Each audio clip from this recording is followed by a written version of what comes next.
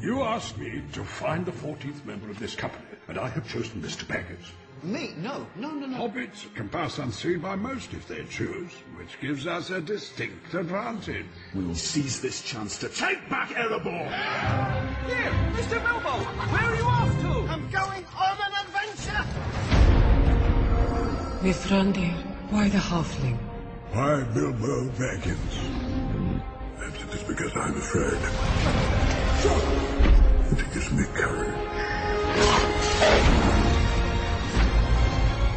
So this is your purpose, to enter the mountain?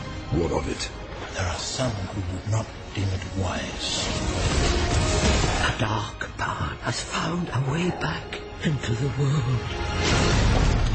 Why don't we have a game of riddles? And if it loses, what then? If it loses, precious, then we eat it. If Baggins loses, we eat it whole. Fair enough. So that should have been some of the trailer for The Hobbit, An Unexpected Journey. This is the new film from director Peter Jackson. It's based off of the J.R.R. Tolkien novel The Hobbit, part of it, because this is part one of that story, which will be, there will be 2 follow-up films as well. And not only is it a part of The Hobbit, but it takes from the Silmarillion. Did I say that right? I don't know. You did. Thank you.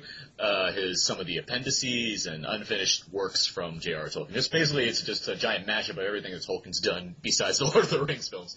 And so you have some of that story in here. It stars Martin Freeman as Bilbo Baggins, a hobbit from the Shire, who has been recruited by Gandalf the Grey, played by Ian McKellen, to join his company of dwarves, who are being led by Thorin Oakenshield, played by Richard Armitage, who are on a quest to retrieve their stolen land from a dragon named Smaug. And so Bilbo basically joins to be a part of an adventure, and many various perilous adventures ensue as they try to reach the lonely mountain that they are going, walking, rushing, running, eagling towards. All of those things. Okay, so I just want to say this now. I'm aware that some of us have seen this in 48 frames per second. I want to hold that part off until later on. Let's just go with initial thoughts right now on the film, and I'm going to let Mark start this. Okay, so my overall reaction is I really enjoyed it. I think it was a stunning execution of Tolkien's magical text. I read the text actually when I was like in 7th or 8th grade. I don't remember exactly when, but it's always been a book that I really treasured, and I think that for an adaptation of a novel, I think Peter Jackson does a really good job at rendering these visionary passages from the book into an actual physical manifestation that is quite impressive. It's funny because I really do enjoy the movie overall. However, it is a 310-page children's book, and they've made it into 3 films, and the first film is 3 hours. And I do have a problem with that. The fact that he's expanded it so much, I think, does stretch the narrative awfully thin. And I can totally agree with any criticisms that people have with the fact that the movie is stretched really thin, and it takes a very long time to get started. Literally, I think it's 1 chapter of the book takes the first hour of the movie. And there's even 2 prologues that I think are completely unnecessary. They should have just started with the people showing up at Bilbo's house. But those criticisms aside, once it got started, I was on board. I got wrapped up in his journey and his, going from the beginnings of this little hobbit into somebody who's sort of looking within himself and finding courage. And you see the beginnings of that in this film.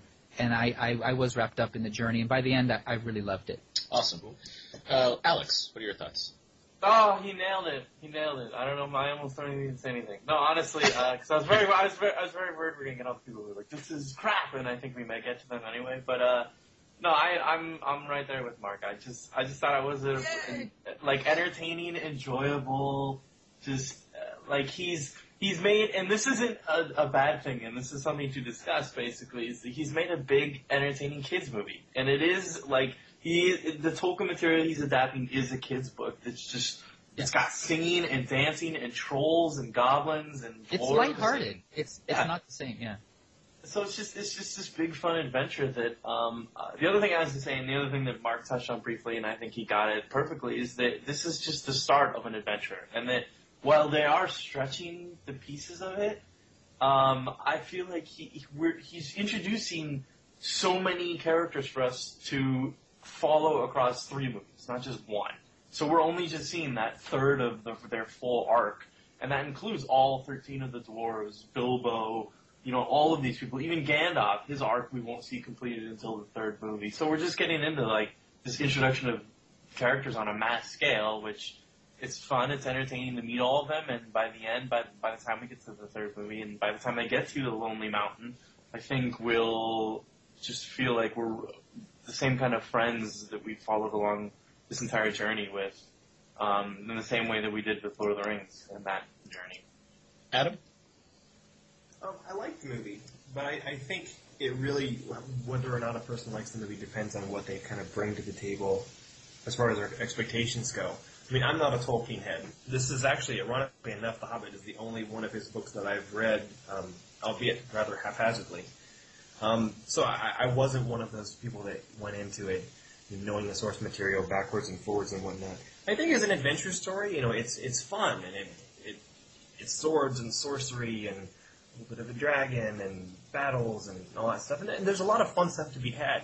I think where the movie runs into some trouble is in the film's tone, because from what I understand, The Hobbit is this very whimsical children's story, whereas The Lord of the Rings is an incredibly somber story with the fate of the whole world at stake. Whereas the stakes are so much lower in this film when Peter Jackson tries to reach into the same bag of tricks and have some of the same somber people parading around in Rivendell and having these deep discussions about whether or not they should go on this journey and all this whatnot. It seems rather self-serious in moments like that, and it doesn't really, it seems to kind of miss the mark a bit. So I kind of wish that Peter Jackson had either stuck more with the source material or had really tried to link it more heavily to The Lord of the Rings. I think on its own, it's not a bad movie, if not a bit long, as some have already said. But I think the tonal awkwardness kind of keeps it from being the great movie that it might have been. Dave?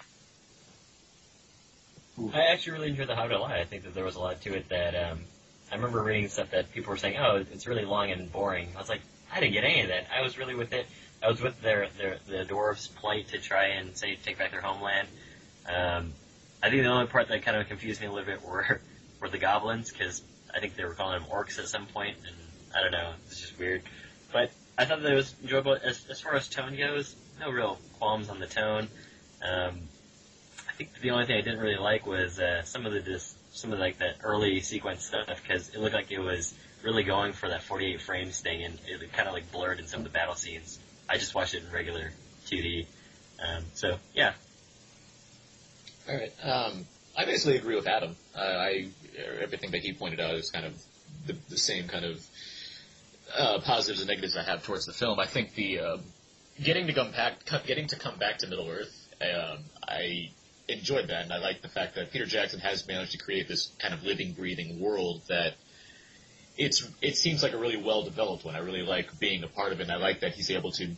It doesn't as much feel like a been there, done that thing. It feels like he's actually brought in some kind of new landscapes that we're seeing for the first time, and like there's a lot of very set pieces that are like they're fun to watch, and they don't just like straight up remind me of Lord of the Rings. They feel like new additions to this world, and I appreciated that aspect of it. I do think the issue I have with the film, which relates to the fact that it runs long, is that it almost seems episodic in a way, and because of that, it feels like there are certain things you could have cut out and make it a more concise film overall, and just save some of that stuff for the extended cut, even though there already is going to be an extended cut when it comes out.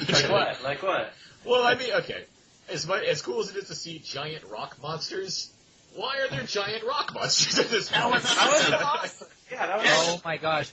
Aaron, that was one of my favorite scenes of the whole Yeah, me too. I'm like, oh, that's really cool lore that they're putting in here. Oh, yeah. It seemed a bit awkward. I'm watching the movie, I'm like, just wait a minute, there are giant monsters here? How did this happen? It's just like... it literally just cuts right into the scene, and there is no explanation in it. So I mean, again, it's an awesome thing, but I would actually, the original story is more episodic. Peter Jackson actually made it less so. Oh, really? Yeah. No, because it is kind of like, and then this happened, and then this happened, and then this happened. So okay, and then you have scenes like Galadriel and Saruman, and them like that's kind of hang out together, and it's like, we need this like. That wasn't even part of. See, that's part of the appendices. That's actually not part of in the original book. Nothing. It's all about the Hobbit. So nothing that he doesn't see, anything he doesn't see, isn't part of the book. So in those scenes where you don't see the Hobbit, that's added. Okay, well, I mean that doesn't change my thought on the film. It's not added. It's something that's in the appendices. It's something that he found in the book, but it's something that that was not part of the actual story. Well, I mean, if you're describing things like that to me, then it justifies the fact that there are going to be 3 movies, but at the same time, that stuff could be saved for like an extended cut, and I could just watch a straight up movie about The Hobbit. I mean, again, it's that scene with Galadriel, doesn't have to be there. With all this said, it's not stuff that it does diminish the film for me in terms of how I rate this movie overall, but it's a lot of good. I do like the movie quite a bit overall. I do think it is very good. I do think I would compare it to Fellowship in the same way that I was happy to not necessarily get this one out of the way, but I acknowledge that it does set up a lot of things, and I am looking forward to the following films more. And like, I'm not a Ring guy. I'm not a huge Ring guy. I like the films for sure, and I like them progressively more as they go along. I like Two Towers more than Fellowship. I like Return of the King more than Two Towers. That's where I stand on it, and so I had the same kind of reaction here, where I do feel like I'm gonna really like the Desolation of Smaug and There and Back Again more, just because I have this setup already, so I'm like ready to like really get into this adventure. Cool. I thought you were about to give it like a however. Hobbit still sucks. No. There was almost more to that. I don't know what to say to that. I was trying to say something in response to you, but I don't know how to respond to that. Mine is, this is why I'm looking forward to the next 2. Is that you know there's more to come, and I don't. It's not that we can't be critical of the first one, but obviously that we haven't seen the complete story, so we don't. Yeah. Well, and okay. Well, with that, I mean, Fellowship. As much as I think it's the least of the 3 movies, I feel like that works better. That's me. I mean, that's every time I watch Fellowship, that's a standalone movie. That's what I'm getting to. But every time I watch Fellowship, I try to like it more, and I just can't seem to do it. But when I watch Fellowship, at least it feels good as a standalone movie. Like, I feel like I could watch that and like be fine not watching the other 2 for like a while. This one, it just feels like it kind of stops when it ends. It just it doesn't feel like there's. Well, not only that too, but there are several points in the narrative where you think, okay, you could stop here, and then it keeps going. You could stop here, and then it keeps going. But I mean, for me, I just knew that it wasn't. Like, I knew that this was not going to be the final film of the series, so I was like, okay, I'm fine with wherever they stop it. I know there's going to be at least 2 other movies. So I was like, yeah, whenever it stops, it stops. But if you want to go back to Fellowship, I mean, you could make the same argument that Fellowship is a bit abrupt where it ends too. But by the same token, the overall experience has been much more cohesive, I think. Whereas The Hobbit, like Aaron kind of pointed out, it being a bit episodic and whatnot.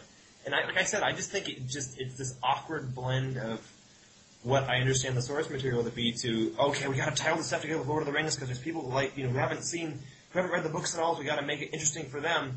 And from what I understand, I mean, there are even entire characters that are created solely for the film. That I believe the primary antagonist, the orc, he's not in the books at all. Oh, and the God of War. I just wonder if some of that was for the best. Yeah. Interesting. Well, here's a question for you guys. If this remained the 2 movies that it was originally supposed to be, and therefore, was a little bit more condensed, do you think it would have resulted in better films? I mean, at least of the film we've seen so far, would An Unexpected Journey itself being a 2-parter have been better if there was more of the progression to Lonely Mountain and then for You know, in that regard, knowing that I don't know this story because I haven't read the book, so I don't know what's going to happen in the preceding films or story. So if it was still 2 parts, I guess I can imagine I might be happier knowing that I know I'm being told half of a story, but knowing that all these, not only is The Hobbit being incorporated, but all this other text that Tolkien has written and related to this universe, that's all going to be incorporated too. I don't necessarily know what I'm going to expect in 2 more films from here. I don't beyond just getting to this mountain and there's a necromancer. At this point, you mean? At this point, like, what else we're gonna see? Yeah, what else we're gonna see that needs to be told over 3. Sorry, spoilers for The Hobbit, but I mean we kind of have an idea of where they're going to this mountain, and the mountain's an eye shot. I mean, so I need 2 more films to get to this mountain. That's kind of, so it's what do Dude, they've got to eat, and Aaron, and you always talk about the Lord of the Rings as it's just a bunch of people walking. I don't. It's more than it's a journey. It's a personal journey, and it's the development of a character. I mean, with The Hobbit, it's not about the walking. It's about him becoming, I mean, you can even see this in The Hobbit, what we've seen so far. It's about this guy who he's a complacent homebody, and he's venturing out of his comfortable domicile to become this, whatever he becomes. But, he's going on a journey, and you have to get wrapped up in that. And even the character Thorin starts to see this at the end of the film, where they, they have some discussions and stuff. And you see how, there are some changes. I mean, I don't remember Thorin hating elves so much and being so grumpy. It's been a while since I've seen... Let's grumpy dwarf. Let's talk about these. Let's talk about the characters a little bit. Let's talk about the actors in here. Okay. I do think Martin Freeman's very good as Bilbo. Yeah. I really like Martin Freeman in general, and I was very happy with his performance in this film. I think he's very solid, and I really like he has a way of playing this kind of straight man role that works well given kind of the exaggerated situations that he gets himself into, and it's like straight man, everyday man kind of role. And I like what he brought to that. Present company shall not be liable for injuries inflicted by or sustained as a consequence thereof, including but not limited to lacerations, evisceration, incineration. Oh, aye, I'll melt the flesh off your bones in the blink of an eye.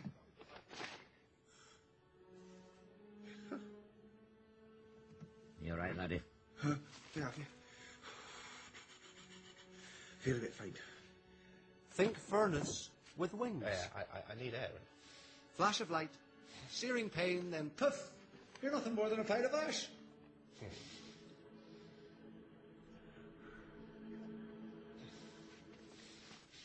Nope. I like that interaction with Gollum. Like that scene. Yeah, no, I thought that the CG design on that was fantastic during that sequence. He seems better even, doesn't he? I would agree, which is a shame. Yeah, compared to the lead orc in this movie, it seems weird that Gollum feels so like he's there with you. He's there, exactly. While the big orc guy, he looks exactly like a fake CGI monster character thing. And the dogs too. I gotta jump in on Martin Freeman.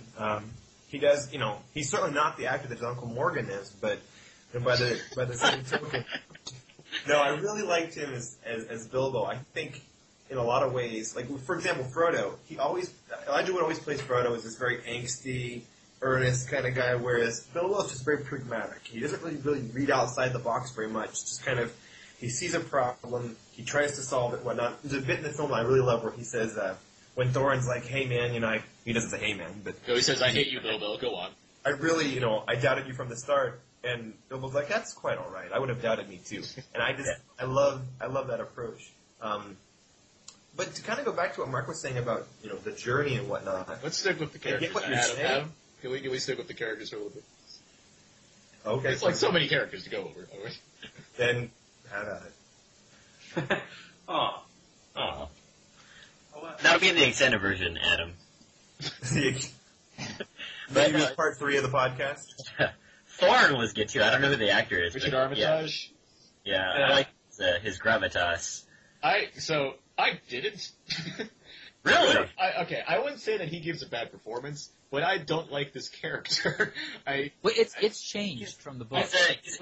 Mark, you can keep referencing the book all you want. That doesn't mean anything to me. Thorin, he's angry in the movie. His homeland was taken to him. His father was He's evil. angry throughout this movie. Every 5 minutes, he tags it with "Bilbo, I hate you," by the way, and then continues to walk on with the other. That's his character. That's all he is. That's all he does. You're right, but by the end of the movie, he finally starts to like. Well, he's turning the corner. He needs to go suck a lemon and like sit in the corner and have some rest time by himself for a while. Why would a sour person desire more sour food? So to wean him off of it, of course. He's so negative in this movie, and it got really irritating. Well, I understood the point of view that we're coming from, so I was just like, that's fine. Plus, part of the problem is the fact that they are taking basically, I don't know what it is, 6 or 7 chapters and making a 3-hour movie. And so this character of Thorin doesn't change much in 6 or 7 chapters. So he's not going to change in the course of the movie. But yeah, so I mean, I did mention when I originally started talking about this film, I do feel like they've stretched it a little thin. I mean, I don't think that the Hobbit should have been 3 movies, and then I mean, if each movie is 3 hours, that's a little ridiculous. But that's the kind of place it shows, though, where you're stretching it, because you literally have you have nothing to do with this character. Right. So that's right. So that's why. Especially when you have 13 other dwarves or whatever in this movie. I mean, and you have one character to follow, or one among the lead characters. It's we just have this one guy who's just this person that's just irritating to watch the whole time. I'm sorry you feel that way. And you saw it twice. Hey, I'll be happy to see him, develop more. I didn't find him irritating. I found him irritating. And I'll be happy to see him develop more in the following 2 films. But for now, he's just that. Well, he started to change in this movie too. Yeah, yeah. Are there any other particular characters of note that you guys? Ian McKellen is Ian McKellen, yeah. Alex, what do you think? No, I was going to mention one of the other dwarves that I've grown a liking for. I think it's, I always forget exactly what name he is. What? The guy who eats all the time? Yeah. No, are you thinking of Willy, Dilly, Killy, Hilly, Billy, Chili, Rilly, or Billy? No. Yeah, so what's the problem with this? No, I think it's Ballin, the dude with the really big gray beard. The white beard? Yeah. He has the feeling to me of the father of the group, which is really weird because Thorin is obviously the leader and the king of it, but this is the guy that's been around forever and is always chill, and he's just kind of he knows the situation, he knows what's going on, he knows everyone there. He's if you didn't have Gandalf, it would be that character. He's Thorin's the Aragorn of the group, and you can tell there's the difference right there. I like Aragorn. Right, I like not Boromir. Boromir, but it does, and even those Boromir's not exactly his arc is. You see his arc in that film much more. I mean, I guess he's in one film though. I don't know. I just don't like Thorin. That's where I'm coming at. Yeah, I know. But I'm sorry. Go ahead. No, I just think he's building up these. You have so many dwarves to. Part of my choice of words here, but play with. That he's been introducing a bunch of them to allow us to, in the same way we got attached to certain characters in Lord of the Rings, get attached to certain dwarves in this one. To the point where we haven't even. There's a couple of them that we've barely gotten more than one line of dialogue from. There's one that has an axe buried in his head that I like quite a bit. But we barely see him in this one. And I think it's, it's kind of hey, we've got more movies to explore these guys in. But so far, I'm really liking Ballin. I really like Thorin, despite your dislike of him. I love him. I'm basically on the same page with Alex here. Well, even Fellowship, there's a lot of characters in Fellowship too, though. But I felt like I had a bigger attachment to them at the end of the. That's because there are only 9 there. There are 15 here. Oh, I'm sorry. Remember, the movie is called The Hobbit. I don't think you have to have an attachment to Thorin or any of the dwarfs for that matter. I mean, it's about The Hobbit. That is, I mean, maybe he made a mistake by making Thorin so. I think Thorin seems to be he's almost like a co-protagonist. I think it's supposed to be about The Hobbit. I think it ends up being about a lot of these different characters. Right. And for the record, I'm pretty cool with Thorin. I mean, he's fine. I'll stand alone and my hatred of Thorin. The character I want to give some love to is Radagast. That guy. Yes! That dude, I was going to bring it up too. Thanks, Adam. I like you too. Talk about him. He reminds me of a friend of mine. He reminds you of a friend of yours? What? No, if my friend was a wizard, like that's exactly the kind of wizard that she would be, and it'd be awesome. Oh, he just reminds me of who's the dude in Alien who's the android? John Hurt. Like home. Home. Bilbo. No, I'm sorry, not the android, but he reminds me of like a John Hurt kind of character, like in Harry Potter, like as the wand maker dude. He's just quirky. But I liked him a lot, and it was kind of sad that he had all these hedgehogs that he was trying to save. Play. Oh, dude, I loved it when they asked him, "Do you think you can outrun these orcs and whatever?" And he was like, "Well, you don't know my rabbits." It's like I was awesome. That was weird. But it was cool. He's kind of a really nice counterbalance to characters like Gandalf and Sauron, who we see these very serious wizards. And Gandalf's a little more whimsical, and then we see Radagast, who's just kind of like off the deep end of the whimsy. Radagast the Brown. Yeah. What were you gonna say, Alex? No, he just seems like a character that he's being set up to be used in the future. Kind of like in the Harry Potter movies when they had to introduce a couple of characters where they're like, we don't really need them in this movie, but we need them in 3 movies from now. Yeah. Like, I know he has an important role in this one, but I have a feeling he's meant to be introduced for the many purposes he has later on. I think because he turns into a bear in the next one, right? Am I wrong? Spoiler alert. Moving into the technical aspects, I did not watch this in 48, and I didn't watch it in 3D, so let me know what you guys thought about those. Let's talk about the 48. Alex, what are your thoughts on the 48 frames per second?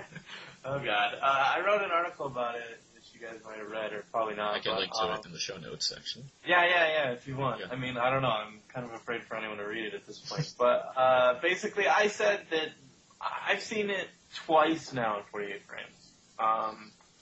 And my experience, even upon the second time, and I went to see it again before I wrote anything to confirm how I felt with the 48 frames, was that I'm actually seeing what I believe is, I'm choosing my words carefully here, but I was going to say that I think what I'm seeing is a hint at the future in terms of the clarity of movies, and that I can break down the entire point of 48 frames to the idea that we're not, the idea of 24 frames from the beginning was not a mistake, but just chosen out of the sake of mechanical reasons in the past, and that we should all be watching higher frame rates, but we're not because 24 frames has become the standard, which has just been used for so many years that everything we've seen up until this point is 24 frames, and that's all we're used to. And now we're finally getting to the norm, which is that when you see this, by the second time I was watching it, the clarity and the quality of detail in, especially action scenes in 48 frames per second is what really won me over. Is that I was just thinking to myself, like, I've never been able to see action look this good on a screen before.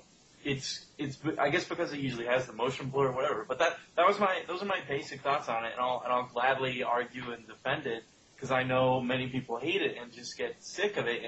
And I understand the issues with it of, it looks jittery and it looks like everything's doubled because you're seeing more frames and it looks weird, but I think it just takes time to get used to, honestly. Did anyone else see this in 48 frames per second? I did. Mark, did you? No, I saw it in 24. Did you see it in 2D or 3D? 2D. All right. Yeah, Mark. He did shoot it in 3D, just saying. But Adam, what did you think of the 48? I have a pretty notorious hatred for high frame rates just because I have a couple family members with like some LCD TVs with super high frame rate stuff, and I remember just watching movies at their house and not being ready for it, and then sort of just having kind of my gag reflex trigger just because I think it, at its worst, it can really rob the cinema of all grace just because it's so herky-jerky and whatnot. I got used to the high frame rate in The Hobbit. I mean, at first, it's very noticeable. I do think that having that much action at the beginning of the film while you're trying to adjust is a bit of a mistake because in high frame rate, the action sequence at the beginning is nearly incomprehensible. It's really tough to get your bearings visually as far as what's going on. So I got used to it, and then, I would kind of notice it if I, looked for it and whatnot. As far as a 3D goes, I mean, it makes everything, the image is incredibly vivid, but by the same token, at least I did, I tended to forget I was watching a 3D movie and just sort of ended up just watching the movie and Something would pop out at me, and I'd remember, oh yeah, this is in 3D. So, I mean, I got used to the 48 frames per second, but I'm not... I think it's an interesting experiment, but it's not one that I really am hopeful will catch on. I like my 24 just fine. I did see this in the 48 frames per second in 3D, and it resembles that kind of auto motion plus feature on your home HD television. That's kind of what it gives you, and it's interesting. I almost wish there was like another film that preceded this one that came out in 48 frames per second, and then it feels like having The Hobbit, a 3-hour epic movie, being your like prime first use of this format. I don't know if that was the most ideal choice. It's a big movie event. Like, this is the one you're testing out with, having this completely new idea for presenting a film. And I would say that the action sequences certainly look pretty great with it. Like, especially like the more darkly lit ones. Like, there's a sequence involving like the troll caves or whatever, and that scene looks amazing. Like, the way that action is shown and the way the 3D conveys the depth in that scene, where you have like this giant cavern with bridges and things going top to bottom and going way into the distance. It's a really, like, that's where I can see like Peter Jackson being like, this is why we're doing it this way. Like, that's like an example of that scene. But like, as a whole, like, it's a lot to take in. It's a very unique kind of look, which is obviously because we're just not used to having that on a giant screen projected to us for a expansive period of time. So, as of now, I would say it's not something I'm going to choose purposely if I have the option in the future, but I'll be curious to see where it goes from here.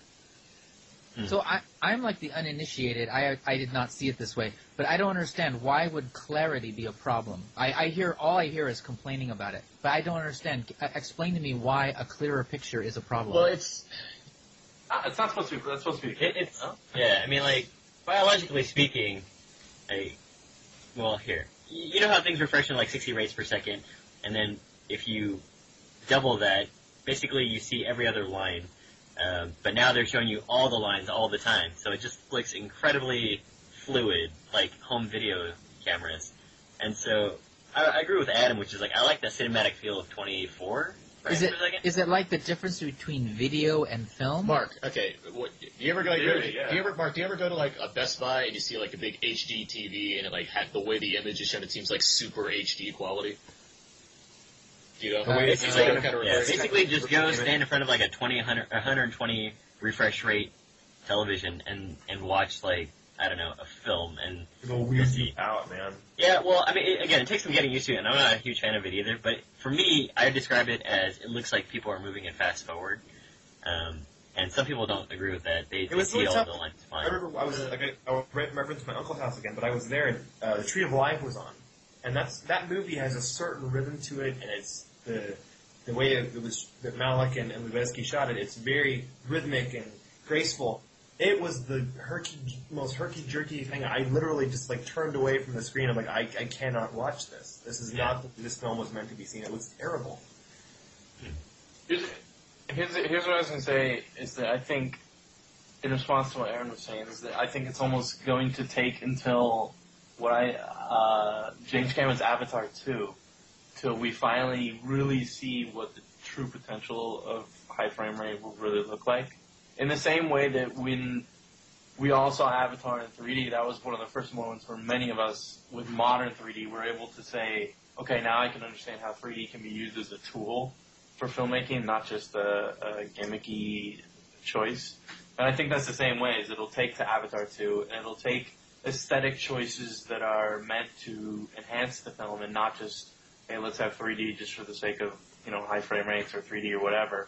But I don't think it's going to be an immediate solution. I think there's going to be it's going to be like a split 50-50. You're going to have the group of people who just will never see an HFR movie again, and then you're going to have all the people who are going to say, oh, I'm curious, but I'm not yet completely sold. Fair enough. All right, so, okay, regarding, back to just The Hobbit in general and technical aspects, the movie does look great. I think we've already expressed kind of issues with kind of the lead orc character and how he's very CG, and I think that applies to a lot of the more kind of, these villain characters that they're kind of fighting off throughout the film. There's a lot less kind of practical orc and goblin people as opposed to the Lord of the Rings, mainly because, technology just kind of changed, but I do think it kind of lacks in a way. Like, you have, in, like, the Rings movies, you have, like, the Uruk-hai, and, like, right? Uruk-hai, right? I said it right? Yeah. And, like, sure. because they're, like, thank you, Abe, for that generously positive review. I don't know what it is either. Well, like, the lead Uruk-hai orc in Fellowship, the one that, like, kills Boromir, he's a really ferocious character, and you see him because he's, like, right there physically in front of you. He's, like, a practical figure. I didn't get that same kind of feeling from watching, Kratos running around after Thorin in this movie. He also has no origin or anything. Like, who the hell is really. this Like, we got orc? to see the birth of this guy in Fellowship, and this guy just kind of comes out and he's like, hey, I'm really angry and my arm's gone. Like, and after that flashback. I've got a hook for a head. And the best thing about the hook is, like, it's still sticking out of his arm. Yeah, it's like a piece of... It's like, wait a minute, dude, just stick it all the way in. You're gonna scratch yourself. Like you're gonna get a nasty infection. Yeah. That guy's an idiot. I'm curious about the villains in general, because who do we really have as villains besides Smaug, which we won't get to yet. I'm But curious you have that guy, and you have like the necromancer guy, which is another. Yeah, the guy. What does a dragon do with gold, by the way? Does he invest? He hoards it. He's like Uncle Dragons Scrooge. love gold. But we're told that if we're he's swimming in it, he'll have a nasty odor. We're told that he comes. Odor. Okay, so, but like that's like he just sold their place and took their gold. Like, doesn't? I'm curious if the movies are going to expand on what he does with the gold. I hope so. I'm not sure either. It's just, or maybe he just hangs out. Really, it's like that. It looks like he's been sleeping for like 60 years. It's pretty dickish. It's just like he just takes their gold, not to spend it. Yeah. Wow. One last thought is Howard Shore's score. Fantastic. Great. Yes. Yeah. Very memorable. See, that's the funny thing. I don't really. I don't really remember any of it except for the bits that blatantly quoted the Lord of the Rings stuff. I don't necessarily remember the Lord of the Rings score offhand, but I do remember the theme, and I think Howard Shore did a good job of establishing a theme for the Hobbit movies as well. I feel I could recognize that theme in the same way that I could recognize the Lord of the Rings theme. True. But he also, I've talked about this with another friend, where he gets back into the Lord of the Rings themey moments. Like, there's the moment where you see, like, some embrace, and it, like, for a moment you just get back into the Lord of the Rings moment just to make you smile. Which I like, but at the same time I'm starting to think to myself, should we see him completely go off and not recall Lord of the Rings in any way? But then it wouldn't make sense. I'd rather... Mark? Okay. I was just going to say, I'd rather have this be a complete series, sort of, and I hate to make this comparison because it's going to piss off a lot of people, but sort of in the way Star Wars, like, we have original trilogy, we have new trilogy, and then we have new trilogy on the way. Yes. And in the same, that they all feel like they're a part of the same universe, despite the 1, 2, 3 trilogy not being as good. This is the same thing, where I want it all to feel a part of the same world, the same universe, and the same, I could watch 9 of them in a row. I don't know if I'll ever do that, but I like that feeling. Cool. What were you saying, Mark? About the music, I'm curious, has anyone here seen the 1977 Hobbit animated film? The Rashki. Oh, yeah. The Rankin Bass, yeah. Not in a long time. That's why I don't know this story anymore. So, like, that was actually, I mean, you almost could call it a musical. There were, like, lots of songs in that. And I actually there were parts in this film where I kind of wish there was more music. You know, they had Thorin and him singing, and I actually kind of appreciated that. I could have actually gone for a little bit more music. More jolly dwarf singing? Well, the original, I mean, again, this is me reading the book, but the original book is more lighthearted, and it does feel this like it's a little bit more trying to wedge it into the world of the Lord of the Rings and that seriousness. So I get, like, you mentioned that, Adam. I totally get that. It is more serious than I think it really should have been. But I would have liked a little bit more, like, singing or something. I mean, not, just within the context of the story, like, as they're on their quest and stuff. And this original, or this 1977 Rankin Bass animated version of The Hobbit has a lot of singing in it. So, I mean, I guess I'm kind of taking nostalgia with me, but I would have appreciated some more music, I think. Yeah. No, I completely agree with you. And you know what? There's one point where you were saying that you wished you'd heard it. One point where I was hoping there would be a song is when they get to the Goblin Town, and there's the going to the Goblin Town song.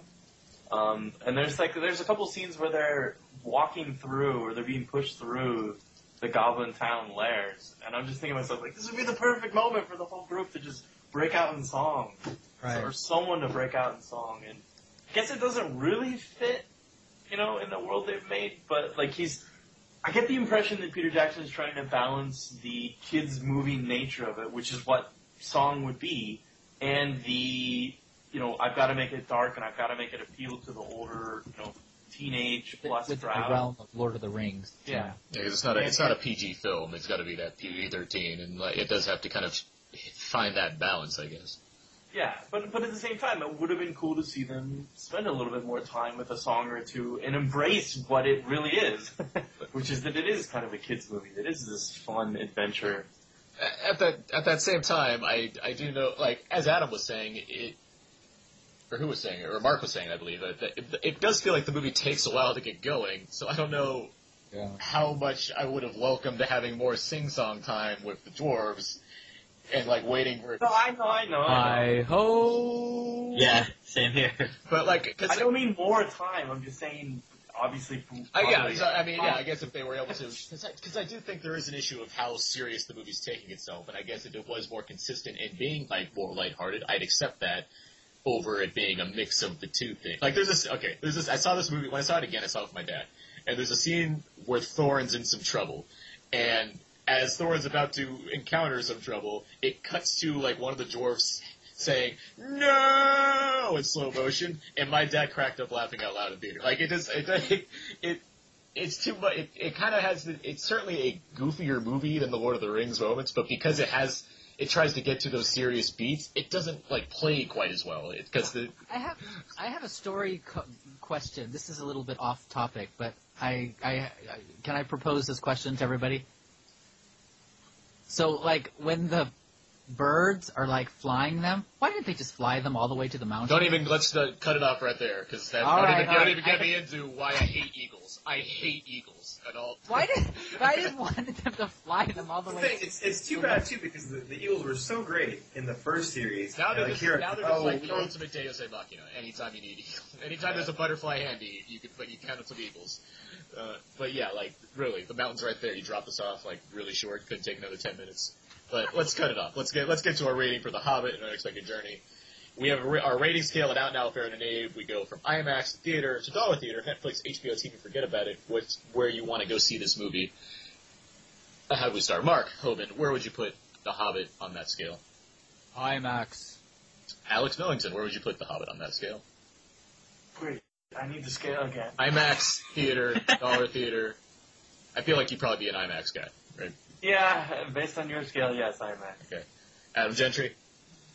If you're a big fan of the books or of the film series, you're going to want to see this in the theater. Otherwise, dollar theater. All right. Abe? I didn't see it in IMAX, so I can't really say, but I think the Sound of the Picture looks pretty vast enough for IMAX. So I'd say I'd split between theater and IMAX, but I'd go with theater.